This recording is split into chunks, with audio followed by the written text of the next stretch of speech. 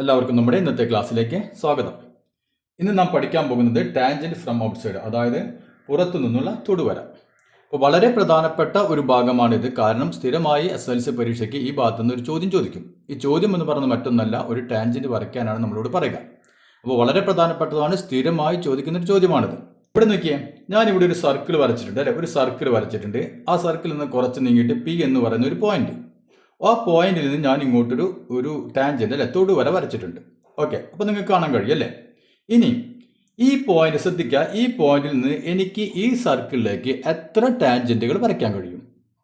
ചോദ്യം മനസ്സിലായല്ലോ. അതായത് ഈ പോയിന്റ് P എന്ന് പറഞ്ഞ ഈ ഒരു പോയിന്റിൽ നിന്ന് എനിക്ക് ഈ ഒരു സർക്കിളിലേക്ക് എത്ര ടാൻജന്റ് വരയ്ക്കാൻ കഴിയും? ഇവിടെ ഞാനിപ്പോൾ ഒരെണ്ണം വരച്ചിട്ടുണ്ട് അല്ലേ. ഇനി എനിക്ക് വരയ്ക്കാൻ കഴിയുമോ? വരയ്ക്കാൻ കഴിയും അല്ലേ. അതെവിടെയാണ് വരയ്ക്കാൻ കഴിയുക? ഇതേപോലെ തന്നെ നാം ഇങ്ങോട്ട് ഇതിൻ്റെ അടിയിലേക്ക് വരയ്ക്കാതെങ്കിൽ നോക്കിയാൽ കൃത്യമായിട്ട് ഒരു പോയിന്റിലൂടെ അത് കടന്നു പോകും അല്ലേ. അപ്പോൾ ഇവിടെ നമുക്ക് ഇതേപോലെ തന്നെ വരയ്ക്കുകയാണെങ്കിൽ ഇവിടെ മുകളിലും ഒരു ടാൻജന്റ് കിട്ടി, അതേപോലെ തന്നെ നമുക്ക് എന്ത് കിട്ടും? അടിയിലും ഒരു ടാൻജന്റ് കിട്ടും അല്ലേ. പിന്നെ നമുക്ക് ടാൻജന്റ് വരയ്ക്കാൻ പറ്റുമോ? പിന്നെ നമുക്ക് ടാൻജന്റ് വരയ്ക്കാൻ പറ്റില്ല അല്ലേ. കാരണം പിന്നെ നോക്കിയാൽ പിന്നെ നമ്മൾ ഏത് പോയിന്റിൽ കൂടെ എടുത്താലും ഒന്നുകിൽ ഈ സർക്കിളിൽ ടച്ച് ചെയ്യാതെ കടന്നു പോകും, അതല്ലെങ്കിൽ നോക്കിയേ ഇവിടെ രണ്ട് ഭാഗത്ത് അല്ലേ, സർക്കിളിന് രണ്ട് ഭാഗത്ത് ടച്ച് ചെയ്യും അല്ലേ. അപ്പോൾ അതായത് ഒരു പോയിന്റിൽ നിന്ന് നമുക്ക് ഒരു സർക്കിളിലേക്ക് എത്ര ടാൻജന്റ് വരയ്ക്കാൻ കഴിയുക? രണ്ട് ടാൻജന്റ് നമുക്ക് വരയ്ക്കാൻ കഴിയും. മാത്രമല്ല ഈ രണ്ട് ടാൻജന്റുകൾക്ക് എന്തായിരിക്കും അതിന്റെ പ്രത്യേകത? ഈ രണ്ട് ടാൻജന്റിനും ഒരേ അളവായിരിക്കും, അതായത് ഒരേ നീളമായിരിക്കും ഉണ്ടാവുക. മനസ്സിലായില്ലേ? അതായത് ഇവിടം മുതൽ ഇവിടം വരെയുള്ള ടാൻജന്റ് അല്ലേ, അപ്പോൾ അതേ അളവ് തന്നെയായിരിക്കും ഇവിടെയും ഉണ്ടാവുക. ഇത്രയും കാര്യം മനസ്സിലായല്ലോ. ഓക്കെ, ഇനി നമുക്ക് ഒരു സർക്കിളിൽ നിന്ന് ഒരു നിശ്ചിത അകലത്തിൽ നിന്ന്, ഇപ്പോൾ ഇവിടെ നമുക്ക് ഇപ്പോൾ ഒരു 5 സെന്റിമീറ്റർ, അല്ലെങ്കിൽ സർക്കിളിന്റെ സെന്ററിൽ നിന്ന് ഒരു 7 സെന്റിമീറ്റർ, അല്ലെങ്കിൽ ഒരു 6 സെന്റിമീറ്റർ, ഇതുപോലെ സർക്കിളിന്റെ സെന്ററിൽ നിന്ന് ഇത്ര ഒരു നിശ്ചിതമായ അകലത്തിൽ നിന്ന് നമുക്ക് എങ്ങനെ ടാൻജന്റ് വരയ്ക്കാൻ കഴിയും? ഇപ്പോൾ ഉദാഹരണത്തിന് ഇപ്പോൾ 2 സെന്റിമീറ്റർ റേഡിയസ് 2 സെന്റിമീറ്റർ ഉള്ള ഒരു സർക്കിൾ വരച്ചിട്ട് ആ സർക്കിളിൽ നിന്ന് ഒരു 5 സെന്റിമീറ്റർ അകലെ ഒരു പോയിന്റ് മാർക്ക് ചെയ്തിട്ട് അവിടെ നിന്ന് നമ്മുടെ 2 ടാൻജന്റുകൾ വരയ്ക്കാൻ പറഞ്ഞു. ഈ സർക്കിളിലേക്ക് 2 ടാൻജന്റുകൾ വരയ്ക്കാൻ പറഞ്ഞു അല്ലേ. അതെങ്ങനെയാണ് വരയ്ക്കുക? ഇതാണ് ഞാൻ പറഞ്ഞത്, വളരെ പ്രധാനപ്പെട്ട ചോദ്യമാണ്, പരീക്ഷയ്ക്ക് സ്ഥിരമായി ചോദിക്കുന്ന ചോദ്യമാണിത്. അപ്പോൾ ഇങ്ങനെ ഒരു ചോദ്യം വന്നു കഴിഞ്ഞാൽ നാം ആദ്യം എന്ത് ചെയ്യണം? ആദ്യം നമുക്കറിയാം 2 സെന്റിമീറ്റർ റേഡിയസിൽ ഒരു സർക്കിൾ വരയ്ക്കാം അല്ലേ. അപ്പോൾ ഒരു സർക്കിൾ നമുക്ക് വരയ്ക്കാം. ഇവിടെ നോക്കിയാൽ ഞാൻ 2 സെന്റിമീറ്റർ റേഡിയസ് ഉള്ള ഒരു സർക്കിൾ വരച്ചല്ലേ. ഇനി എന്താണ് വേണ്ടത്? 5 സെന്റിമീറ്റർ ദൂരെ ഒരു പോയിന്റ് മാർക്ക് ചെയ്യാൻ പറഞ്ഞിട്ടുണ്ട് അല്ലേ. അപ്പോൾ ഇവിടെ നമുക്ക് എന്ത് ചെയ്യാം? കറക്റ്റായിട്ട് സ്കെയിലിൽ 5 സെന്റിമീറ്റർ എടുത്തിട്ട് 5 സെന്റിമീറ്ററിൽ ഒരു പോയിന്റ് നമുക്ക് മാർക്ക് ചെയ്യാം.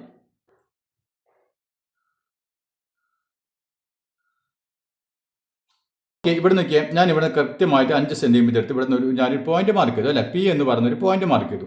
ഇതിൽ നിന്ന് നമുക്ക് ഈ സർക്കിളിലേക്ക് 2 തൊടുവരകളാണ് വരയ്ക്കേണ്ടത്. അപ്പോൾ നാം അടുത്ത സ്റ്റെപ്പ് എന്ത് ചെയ്യണം? ഈ Pയും നമ്മുടെ സർക്കിളിന്റെ സെന്ററും തമ്മിൽ അങ്ങോട്ട് യോജിപ്പിച്ച് കൊടുക്കാം. ഇപ്പൊ നമ്മൾ ഈ രണ്ട് പോയിന്റുകൾ തമ്മിൽ യോജിപ്പിച്ചു. ഇനി നമുക്ക് എന്ത് ചെയ്യണം? ഈ വരയ്ക്ക് ഒരു പെർപെൻഡിക്കുലർ ബൈസെക്ടർ വരയ്ക്കണം, അതായത് ലംബ സമഭാജി വരയ്ക്കണം. മനസ്സിലായല്ലോ. അപ്പോൾ P മുതൽ ഇതാണ് നാം ഇപ്പോൾ കൂട്ടി യോജിപ്പിച്ച ഈ വരയ്ക്ക് നമ്മൾ എന്ത് ചെയ്യണം?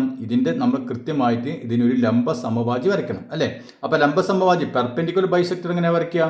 നമുക്കറിയാം, ഇവിടെ കോമ്പസ് കുത്തിയിട്ട് പകുതിയിൽ കൂടുതൽ അളവെടുക്കുക അല്ലേ, പകുതിയിൽ കൂടുതൽ എടുത്തിട്ട് എന്ത് ചെയ്യാം? നമുക്ക് ഇവിടെ ഒരു ആർക്ക് വരയ്ക്കുക, ഇവിടെ ഒരു ആർക്ക് വരയ്ക്കുക അല്ലേ. അതായത് ഇതുപോലെ പകുതിയിൽ കൂടുതൽ അളവ് എടുത്തിട്ട് എന്ത് ചെയ്യാം? നമുക്ക് ഇവിടെയും ഒരു ആർക്ക് വരയ്ക്കാം, ഇവിടെയും ഒരു ആർക്ക് വരയ്ക്കാം അല്ലേ. അതുപോലെ തന്നെ നമുക്ക് എന്ത് ചെയ്യാം? ഇവിടെ കുത്തിയിട്ട് അല്ലേ, അതേ അളവിൽ ഇവിടെ കുത്തിയിട്ട് എന്ത് ചെയ്യാം? ഈ മുകളിലും ഒരു ആർക്ക് വരയ്ക്കുക, താഴെയും ഒരു ആർക്ക് വരയ്ക്കുക അല്ലേ. അപ്പോൾ ഇവിടെ നിന്ന് നോക്കിയാൽ ഞാൻ ഇങ്ങനെ ഒരു ആർക്ക് വരച്ചു അല്ലേ, പകുതിയിൽ കൂടുതൽ എടുത്ത് ഇവിടെ ഒരു ആർക്ക് വരച്ചു, അതേ അളവിൽ ഇവിടെയും ആർക്ക് വരച്ചു. പിന്നെയോ അതേ അളവിൽ ഇവിടെ കുത്തിയിട്ട് നോക്കിയാൽ ഇവിടെയും ഒരു ആർക്ക് വരച്ചു, ഇവിടെ ഒരു ആർക്ക് വരച്ചു അല്ലേ. ഇപ്പോൾ ഈ രണ്ടും തമ്മിൽ കൂട്ടിമുട്ടിയല്ലോ. ഇനി നമുക്ക് എന്ത് ചെയ്യാം? ഇവ തമ്മിൽ കൂട്ടി യോജിപ്പിക്കുക അല്ലേ. അതാണ് ഈ വരച്ച വരയുടെ പെർപെൻഡിക്കുലർ ബൈസെക്ടർ അല്ലേ, അതായത് ലംബ സമഭാജി. അപ്പോൾ നമുക്ക് എന്ത് ചെയ്യാം? ഇനി ഇവ തമ്മിൽ കൂട്ടി ഒന്ന് യോജിപ്പിച്ചു കൊടുക്കാം.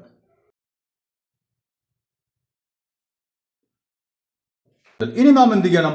ഇനി ഇവിടെ നിന്ന് നമുക്കറിയാം ഇതിന്റെ കറക്റ്റ് സെന്ററിലായിരിക്കും ഈ പോയിന്റ് അല്ലേ. അപ്പൊ ഈ നീളം മെഷർ ചെയ്യുക, അല്ലെങ്കിൽ ഈ നീളം രണ്ടും സെയിം ആയിരിക്കും അല്ലേ. അപ്പൊ ഈ നീളം എടുത്തുകൊണ്ട് എന്ത് ചെയ്യാം?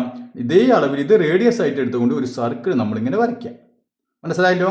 അപ്പൊ ഇത് രണ്ടും അളവ് സെയിം ആയിരിക്കും, ഇത് ലംബ സമഭാജിയാണ്. അപ്പോൾ ഇവിടെ കുത്തിയിട്ട് കോമ്പസിന് എന്ത് ചെയ്യാം? ഇതേ അളവ് എടുത്തിട്ട് ഒരു സർക്കിൾ ഇങ്ങോട്ട് വരച്ചു കൊടുക്കാം.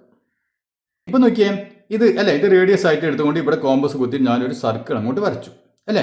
അപ്പൊ ഈ വരച്ച സർക്കിള് നമ്മൾ ആദ്യത്തെ സർക്കിളിനെ അല്ലെ രണ്ട് പോയിന്റിലായിട്ട് കട്ട് ചെയ്യുന്നുണ്ട് അല്ലെ. ഇതാണ് നമ്മുടെ നമുക്ക് വേണ്ട 2 പോയിന്റുകൾ. മനസ്സിലായല്ലോ? അപ്പം ഇതിലൂടെയാണ് നമ്മുടെ ടാൻജൻറ്റ് കടന്നു പോവുക. അപ്പം ഇനി നമുക്ക് എന്ത് ചെയ്യണം? ഈ പിയും ഈ പോയിന്റും തമ്മിൽ കൃത്യമായിട്ടാണ് യോജിപ്പിച്ച് കൊടുക്കുക. ഓക്കെ, നോക്കിയേ, ആദ്യത്തെ യോജിപ്പിച്ചല്ലേ. ഇനി അതുപോലെ എന്ത് ചെയ്യാം? ഈ പോയിന്റും തമ്മിൽ അങ്ങോട്ട് യോജിപ്പിച്ച് കൊടുക്കാം. യോജിപ്പിച്ച് കൊടുത്തല്ലേ. അപ്പോൾ നമുക്കറിയാം ഇത് റേഡിയസ് 2 സെൻറ്റിമീറ്ററാണ് റേഡിയസ്. ഇനി ഈ മൊത്തം നീളം എത്രയാണ്? ഇവിടെ മുതൽ ഇവിടം വരെ എത്രയാണ്? 5 സെൻറ്റിമീറ്റർ അല്ലേ. 5 സെൻറ്റിമീറ്ററാണ് നാം എടുത്തത്. ഇപ്പോൾ നമുക്ക് നോക്കിയാൽ ഈ 5 സെൻറ്റിമീറ്റർ അകലെ നിന്ന് ഈ പോയിന്റിൽ നാം എന്ത് വരച്ചു? 2 ടാൻജൻറ്റുകൾ വരച്ചു. മനസ്സിലായല്ലോ? അപ്പോൾ ഇത് വളരെ പ്രധാനപ്പെട്ടതാണ്. ഇതുകൊണ്ട് നിങ്ങൾ എന്ത് ചെയ്യുക? 2 3 പ്രാവശ്യം വരച്ച് തന്നെ ഇത് പഠിക്കുക. അപ്പോൾ ഇനി നമുക്ക് നമ്മുടെ ടെക്സ്റ്റ് ബുക്കിലെ പേജ് നമ്പർ 180 2 ചോദ്യങ്ങളുണ്ട് അല്ലേ. അപ്പോൾ അതൊന്ന് ചെയ്ത് നോക്കാം. Draw a circle of radius 2.5 centimeters and draw tangents to it from a point 7 centimeters from the center. അല്ലേ, അതായത് ഒരു 2.5 സെൻറ്റിമീറ്റർ റേഡിയസ് ഉള്ള ഒരു സർക്കിൾ വരയ്ക്കുക. ആ സർക്കിളിൻ്റെ സെൻറ്ററിൽ നിന്ന് എത്ര സെൻറ്റിമീറ്റർ അകലെയാണ്? 7 സെൻറ്റിമീറ്റർ അകലെ ഒരു പോയിന്റ് മാർക്ക് ചെയ്തിട്ട് അതിൽ നിന്ന് ഈ സർക്കിളിലേക്ക് 2 ടാൻജൻറ്റുകൾ വരയ്ക്കുക അല്ലേ. അപ്പോൾ ഞാൻ മുമ്പ് പറഞ്ഞു, വളരെ പ്രധാനപ്പെട്ട ചോദ്യമാണ്. സ്ഥിരമായി SSLC പരീക്ഷയ്ക്ക് ചോദിക്കുന്ന ചോദ്യമാണിത്. അപ്പോൾ അതുകൊണ്ട് നിങ്ങൾ വരച്ച് തന്നെ പഠിക്കുക. വളരെ ഈസി ആയിട്ട് നമുക്ക് കിട്ടുന്ന മാർക്കാണ്. അപ്പോൾ അതാരും കൊണ്ട് കളയാൻ നിൽക്കരുത്. അപ്പോൾ അത് നിങ്ങൾ 2 3 4 പ്രാവശ്യം വരച്ച് തന്നെ പഠിക്കുക. മനസ്സിലായല്ലോ? ഓക്കെ, അപ്പോൾ നമ്മൾ ആദ്യം എന്ത് ചെയ്യണം? ആദ്യം നമുക്ക് 2.5 സെൻറ്റിമീറ്ററിൽ എന്ത് ചെയ്യാം? ഒരു സർക്കിൾ നമുക്ക് ആദ്യം വരയ്ക്കാം അല്ലേ. അപ്പോൾ ഓക്കെ, നമുക്ക് ആദ്യം ഒരു സർക്കിൾ വരയ്ക്കാം. അപ്പോൾ ഓക്കെ, ഞാനിവിടെ 2.5 സെൻറ്റിമീറ്ററിൽ അളവിൽ ഞാനൊരു സർക്കിൾ വരച്ചു. ഇനി എന്ത് ചെയ്യണം? ഇവിടെ നിന്ന് അല്ലേ എത്ര സെൻറ്റിമീറ്റർ അകലെയാണ്? 7 സെൻറ്റിമീറ്റർ അകലെ നമുക്കൊരു പി എന്ന് പറഞ്ഞ പോയിന്റ് മാർക്കണം അല്ലേ. അപ്പോൾ നമ്മൾ സ്കെയിൽ എടുത്തിട്ട് ഇവിടുന്ന് കൃത്യമായിട്ട് വെച്ചിട്ട് 7 സെൻറ്റിമീറ്റർ അല്ലേ, 7 സെൻറ്റിമീറ്റർ അകലെ ഒരു പോയിന്റ് നമ്മൾ മാർക്ക് ചെയ്യാം. അപ്പോൾ കറക്റ്റ് 7 സെൻറ്റിമീറ്റർ അല്ലേ. അപ്പോൾ 7 സെൻറ്റിമീറ്റർ ഞാൻ പോയിന്റ് മാർക്ക് ചെയ്തു. ഇനി എന്ത് വേണം? ഇവ തമ്മിൽ കൂട്ടി അങ്ങോട്ട് യോജിപ്പിച്ച് കൊടുക്കുക അല്ലേ. അപ്പോൾ യോജിപ്പിച്ചു. അപ്പോൾ ഈ വരയുടെ നീളം എത്രയാണ്? 7 സെൻറ്റിമീറ്റർ. അപ്പോൾ നമ്മൾ ഇവിടെ ഒരു പി എന്ന് പറഞ്ഞൊരു പോയിന്റ് മാർക്ക് ചെയ്തു. ഇതാണ് നമുക്ക് വേണ്ട പോയിന്റ്. ഇവിടെ നിന്ന് നാം ഈ സർക്കിളിലേക്ക് ടാൻജൻറ്റ് വരയ്ക്കണം അല്ലേ. ഓക്കെ, ഇനി നാം എന്ത് ചെയ്യണം? ഈ വരച്ച വരയുടെ പെർപെൻഡിക്കുലർ ബൈസെക്ടർ, അതായത് ലംബ സമഭാജി നമുക്ക് വരയ്ക്കണം അല്ലേ. അപ്പോൾ ലംബ സമഭാജി വരയ്ക്കാൻ എന്ത് ചെയ്യണം? ഈ നീളം മൊത്തം നീളത്തിൻ്റെ പകുതിയിൽ കൂടുതൽ നാം കോമ്പസിൽ എടുക്കുക. പകുതിയിൽ കൂടുതൽ എടുത്തിട്ട് എന്ത് ചെയ്യാം? നാം ഇവിടെയും ഒരു ആർക്ക് വരയ്ക്കുക, ഇവിടെയും ആർക്ക് വരയ്ക്കുക അല്ലേ. അതിനുശേഷം അതേ അളവിൽ തന്നെ ഇവിടെ കുത്തിയിട്ട് ഇവിടെയും ആർക്ക് വരയ്ക്കുക, ഇവിടെയും ആർക്ക് വരയ്ക്കുക. ഇവിടെ നോക്കിയാൽ പകുതിയിൽ കൂടുതൽ അളവെടുത്തു അല്ലേ. ഇനി നോക്കിയാൽ ഇനി ദേ ഇവിടെ ഒരു ആർക്ക് വരയ്ക്കുന്നു. അതേപോലെ തന്നെ ദേ ഇവിടെയും ഒരു ആർക്ക് വരച്ചു. ഇനി എന്ത് ചെയ്യണം? ഇതെടുത്തിട്ട് ഇവിടെ കുത്തിയിട്ട് 2 ആർക്ക് വരയ്ക്കണം അല്ലേ. അപ്പോൾ ഈ പോയിന്റിൽ കുത്തി ഇതേ ആർക്ക് ഇവിടെയും ആർക്ക് വരച്ചു, ഇവിടെയും ആർക്ക് വരച്ചു. ഓക്കെ, ഇനി എന്ത് ചെയ്യണം? ഇവ തമ്മിൽ കൂട്ടി അങ്ങോട്ട് യോജിപ്പിച്ച് കൊടുക്കുക. ഓക്കെ, നമ്മളിതേ ഈ 2 പോയിന്റ് തമ്മിൽ കൂട്ടി യോജിപ്പിച്ചു. ഇപ്പം നമുക്ക് എന്ത് കിട്ടി? ഇതിൻ്റെ കറക്റ്റ് ആയിട്ടുള്ള മിഡ് പോയിന്റ് നമുക്ക് കിട്ടി അല്ലേ. ഓക്കെ, ഇനി എന്ത് ചെയ്യണം? ഇത് റേഡിയസ് ആയിട്ട്, അപ്പോൾ ഇവിടെ നിന്ന് ഇങ്ങോട്ടുള്ള അളവും ഇവിടെ നിന്ന് ഇങ്ങോട്ടുള്ള അളവും ഈക്വൽ ആയിരിക്കും അല്ലേ. അപ്പോൾ ഇത് റേഡിയസ് ആയിട്ട് എടുത്തുകൊണ്ട് എന്ത് ചെയ്യാം? ഒരു സർക്കിൾ ഇവിടെ കുത്തിയിട്ട് ഒരു സർക്കിൾ നമുക്ക് വരയ്ക്കാം. റേഡിയസ് ആയിട്ട് എടുത്ത് ഞാനൊരു സർക്കിൾ വരയ്ക്കുന്നു. ഇനി എന്ത് ചെയ്യണം? ഇപ്പം നോക്കിയേ, നമുക്ക് ഈ 2 പോയിന്റുകൾ കിട്ടി അല്ലേ. ഈ 2 പോയിന്റ് കിട്ടി. നമ്മൾ ആദ്യം വരച്ച സർക്കിളിൽ 2 പോയിന്റ് ഇവിടെ വെച്ച് കട്ട് ചെയ്യുന്നുണ്ട് അല്ലേ. ഇതാണ് നമ്മുടെ ടാൻജൻറ്റ് കടന്നു പോകേണ്ട പോയിന്റ്. അപ്പോൾ ഇനി എന്ത് ചെയ്യണം? ഈ പിയിൽ നിന്ന് ഈ പോയിന്റിലേക്ക് കൃത്യമായിട്ട് ഇങ്ങനെ വര കൊടുക്കുക. അതുപോലെ ഇവിടെ നിന്ന് ഇങ്ങോട്ടും ഇത് തമ്മിൽ കൂട്ടി യോജിപ്പിക്കും. അപ്പോൾ ഓക്കെ, അതെ കൂട്ടി യോജിപ്പിച്ചു. ഇതാണ് നമ്മുടെ ആദ്യത്തെ ടാൻജൻറ്റ്. ഇനി എന്ത് ചെയ്യണം? ഇനി നമുക്കിവ ഈ അടിയിലുള്ള പോയിന്റ് അല്ലേ, സർക്കിൾ അടിയിൽ കിട്ടിയ പോയിന്റും ഇതും തമ്മിൽ കൂട്ടി യോജിപ്പിച്ചു. ഇതാണ് നമ്മുടെ 2ാമത്തെ ടാൻജൻറ്റ്. ക്ലിയർ ആയല്ലോ? അപ്പോൾ നമുക്ക് നോക്കിയാൽ 2 ടാൻജൻറ്റുകൾ കിട്ടി. മനസ്സിലായില്ലേ? അപ്പോൾ ഇത്രയേ ഉള്ളൂ. അപ്പോൾ ചില ചോദ്യങ്ങളിൽ കാണാം ഇതിൻ്റെ ഈ നാം വരച്ച ടാൻജൻറ്റിന് നീളം ഒന്ന് അളന്നെഴുതാൻ പറയും അല്ലേ. അപ്പോൾ അങ്ങനെയാണെങ്കിൽ എന്ത് ചെയ്യണം? ഇവിടെ നിന്ന് ഇവിടെ വരെയുള്ള നീളം കൃത്യമായിട്ട് അളന്നെഴുതാം. ഇനി അതല്ലെങ്കിൽ നമുക്ക് നോക്കിയാൽ ഇത് ടാൻജൻറ്റിൻ്റെ നീളം നമുക്ക് പൈത്തഗോറസ് തിയറം ഉപയോഗിച്ച് കണ്ടുപിടിക്കാനും പറ്റും അല്ലേ. അതായത്